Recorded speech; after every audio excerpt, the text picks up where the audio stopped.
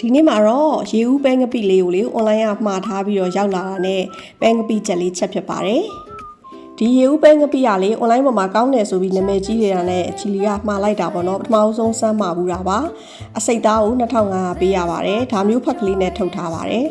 ဒီတစ်ထုပ်ဆိုရင်တော့ချီလီတို့အတွက်များတယ်ပေါ့နော်အိမ်အတွက်ကလေအဲ့ဒါနဲ့တစ်ဝက်ပဲသုံးပါပါတစ်ဝက်ကိုတော့ခဲခဲနဲ့မှထည့်ပြီးတော့သိမ်းပါမယ်အယုံဆုံးကြက်သွန်ပြူနီကိုအယောင်တင်မုံနဲ့ထောင်းထားတာကိုစီးတတ်ပါတယ်မွေးလာပြီဆိုတော့မှခရမ်းကျင်သီးပပလှီးထားတာကိုထည့်ပြီးတော့လုံးပါတယ်ခရမ်းကျင်သီးလေးနူးအောင်လို့မီးကိုအလဲလက်လောက်ရှော့ချပြီးတော့မှအဖုံးအုပ်ပြီးတော့တည်ထားပါမယ်သူ့ရဲ့စီနဲ့လုံးလိုက်ရင်ပေါ့နော်ခရမ်းကျင်သီးလေးကအနှစ်ကျတာမြန်ပါတယ်ဒါဆိုရင်တော့ခရမ်းကျင်သီးလေးလည်းအနှစ်ကလေးကြေနေပြီပေါ့နော်ဒါဆိုရင်ပဲငပိလေးထည့်ပါမယ်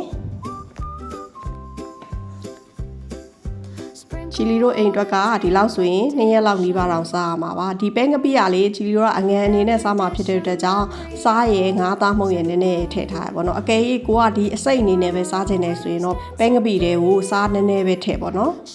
မထည့်ရင်တော့ရမယ်လို့ချီလီတို့ထင်တယ်လေသူကအငန်တက်လေးရှိပြီးသားမို့လို့ပါပြီးရင်ရေလေးထည့်ပါမယ်ငရုတ်သီးစိမ့်ကိုတစ်ခါတည်းထည့်ပြီးတော့အဖုံးအုပ်ပြီးတော့တဲပါတယ်ဒါမှငရုတ်သီးစိမ့်လေးတွေပါအရသာဝင်အောင်လို့ပါရေခမ်းပြီးတော့စီလေးပြန်လာပြီဆိုရင်တော့နောက်ဆုံးအနေနဲ့ပုံမွေးအောင်လို့ရှက်နက်နက်လေးအုပ်ပါတယ်